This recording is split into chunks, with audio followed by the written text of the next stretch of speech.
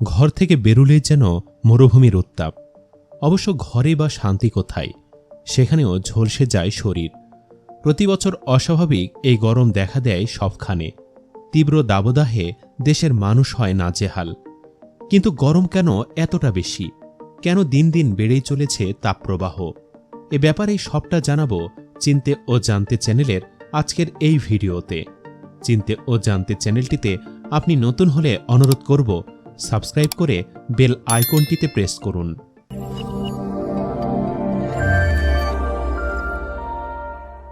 আবহাওয়াবিদরা অন্তত ২০০ বছর ধরে পৃথিবীর আবহাওয়া পর্যবেক্ষণ করছেন, আবহাওয়ার রেকর্ড রাখছেন। প্রথম দিকে কোনো স্থানের আবহাওয়া কয়েক ঘন্টা বা একদিন আগে আন্দাজ করতে পারতেন তারা। তবে পরবর্তীতে ১০০ বছর ধরে ওয়েদার প্রেডিকশনের ব্যাপারে বিজ্ঞান এতটাই উন্নত হয়েছে যে এখন কয়েকদিন আগে থেকেই কোনো জায়গার আবহাওয়া কেমন থাকবে তা বলে দিতে পারেন আবহাওয়া বিশেষজ্ঞরা। একই সাথে মার্কিন মহাকাশ গবেষণা সংস্থা নাসা নিজেও ভূমি, বায়ুমণ্ডল, সাগর, মহাসাগর ইত্যাদি থেকে নানা ধরনের তথ্য সংগ্রহ করে পৃথিবী সম্পর্কে আরও গভীর তথ্য দিতে পারে। সে নাসার দেওয়া তথ্য বলছে, দিন দিন উষ্ণ হয়ে উঠছে পৃথিবীর জলবায়ু। আবহাওয়া ও জলবায়ু ব্যাপারটা অনেকের কাছেই গোলমেলে মনে হয়। সহজ করে যদি বলি, ৩০ বা তার বেশি বছরের কোনো স্থানের গড় আবহাওয়াই হচ্ছে জলবায়ু। আবহাওয়া চট করে পরিবর্তিত হয়, কিন্তু জলবায়ু হয় না।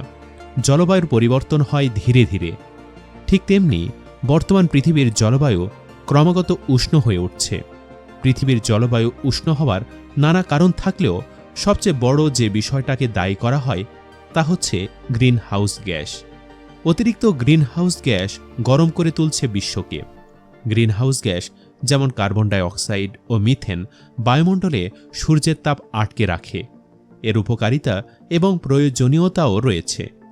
কিন্তু যখন গ্রিন হাউস গ্যাস অতিরিক্ত হয়ে যায় তখনই অত্যধিক গরম দেখা দেয়।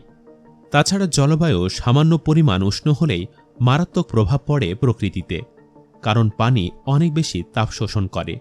সাগর, মহাসাগরগুলো তাপ শোষণ করে গরম হয়। এতে আর্কটিক এলাকার বরফ গলে যায়। প্রতিনিয়ত এই বরফ গলে আগের চেয়ে আরও হালকা হয়ে যাচ্ছে। তাই সামান্য উষ্ণায়ন কয়েক বছর ধরে বিশাল প্রভাব ফেলতে পারে পৃথিবীর ওপর। বিশ্বজুড়ে গরম বৃদ্ধির অন্যতম আরেকটা কারণ হচ্ছে গাছপালা কমে যাওয়া। গাছ না থাকলে ছায়া এবং বাষ্পের পরিমাণ কমে গিয়ে তাপমাত্রা অতিরিক্ত বেড়ে যায়। যেখানে গাছপালা আছে আর যেখানে গাছপালা নেই এমন এলাকায় হাঁটাচলা করলেই পার্থক্যটা স্পষ্ট টের পাওয়া যায়। এ তো গেল সার্বিকভাবে পৃথিবীর কথা। বিশ্বের তাপমাত্রা কেন বাড়ছে তার একটা ধারণা পাওয়া গেল। এবার আমাদের বাংলাদেশ নিয়ে কথা বলা যাক। প্রশ্ন হচ্ছে, গত কয়েক বছরে বাংলাদেশ জুড়ে কেন এত তাপদাহ? সাম্প্রতিক বছরগুলোতে দেশে এপ্রিল মাস বরাবরই ভয়ানক হিসাবে ধরা দিচ্ছে।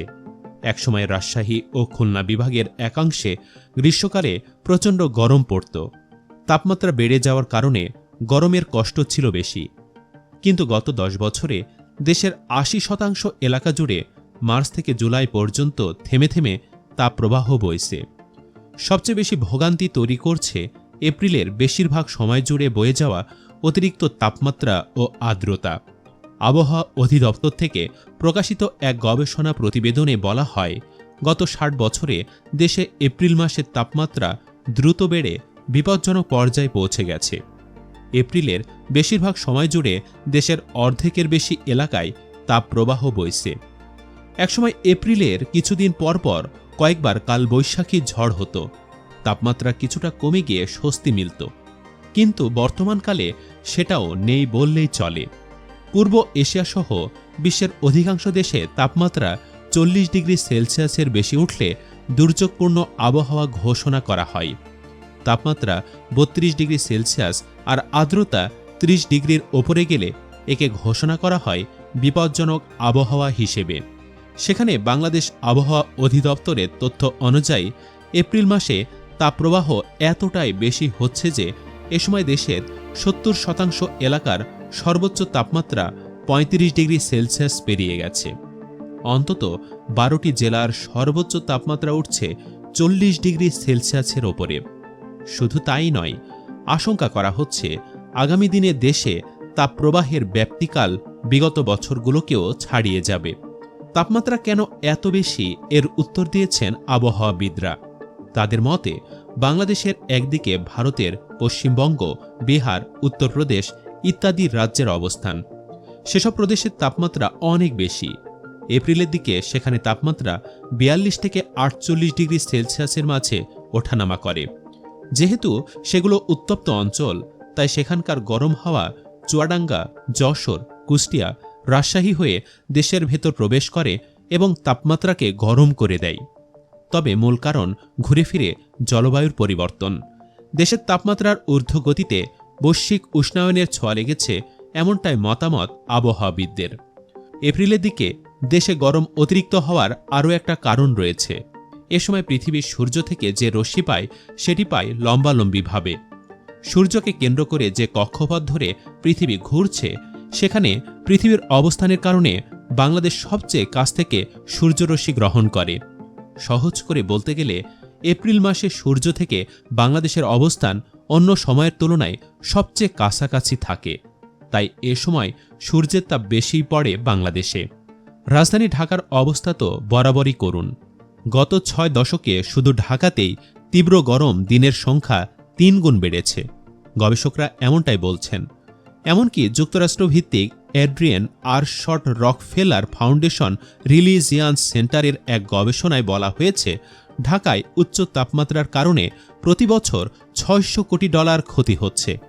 2050 সাল নাগাদ এই ক্ষতির পরিমাণ ছাড়িয়ে যেতে পারে $8,400 কোটি। ঢাকায় উচ্চ তাপমাত্রা ও আর্দ্রতার পরিমাণ 60 থেকে 80% মধ্যে থাকা সত্ত্বেও জলবায়ু পরিবর্তনের ফলে আগামীতে আরও খারাপ হতে চলেছে পরিস্থিতি। বিশেষজ্ঞরা বলছেন, ঢাকায় তাপমাত্রা বৃদ্ধির পেছনে বৈশ্বিক উষ্ণতার পাশাপাশি স্থানীয় অনেক কারণও আছে। ঢাকার বিভিন্ন স্থানে বিক্ষিপ্তভাবে তাপমাত্রা ভিন্ন ভিন্ন অনুভূত হয়। গাছের অভাব এবং ঘরের ছাদে টিন ব্যবহারের কারণে দরিদ্রতম এলাকাগুলোই বেশি গরম। এগুলো দিনের বেলা সূর্যের তাপ ধরে রাখে এবং রাতে খুব দ্রুত তাপ ছাড়ে না। তাছাড়া ঢাকা শহর এমনি উঁচু ভবন বেষ্টিত হওয়ায় সহজে বাতাসও প্রবাহিত হয় না, তাই গরম বাতাস আটকে থাকে। তবে বিষয়টা কেবল দেশে তীব্র গরম বেড়ে যাওয়ার মধ্যেই সীমাবদ্ধ নয়। এই তাপদাহ মানুষকে অসুস্থ করে জীবন বিপন্নের মুখেও ফেলে দিতে পারে। দেহে পানিশূন্যতা, মাংসপেশিতে টান ধরা, প্রচণ্ড ক্লান্তি বা অসারতা, হিটস্ট্রোক এসবই খরতাপের শারীরিক প্রভাব। কোনো অঞ্চলের স্বাভাবিক তাপমাত্রার চেয়ে বাতাসের তাপমাত্রা 1 ডিগ্রি সেলসিয়াস হারে বাড়লেও ওই এলাকাবাসীর অসুস্থতা 18% বাড়ার আশঙ্কা থাকে। এমনকি যেসব শারীরিক সমস্যা তেমন গুরুতর নয়, সেগুলোও বাজে রূপ নিতে পারে তাপদাহের সময়। তীব্র গরমে মূত্রনালীর সংক্রমণ ও কিডনিতে পাথর হয়েছে এমন রোগীর সংখ্যা বেড়ে যায়। খরতাপে বেড়ে যায় হিটস্ট্রোকের আশঙ্কাও। তাই প্রশ্ন ওঠে, তীব্র দাবদাহে মানুষের করণীয় কি?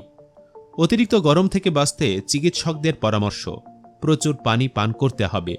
বেলা 11টা থেকে 3টা পর্যন্ত তাপমাত্রা সবচেয়ে বেশি থাকে, তাই সে সময়টাতে বাহিরের কাজ কমিয়ে আনা যেতে পারে। চেষ্টা করতে হবে ঘরের ভেতর বা ছায়া আছে এমন জায়গায় থাকার। প্রচুর পানি এবং তরল পানীয় যেমন শরবত, ডাব, ফলের রস পান করতে হবে অবশ্যই।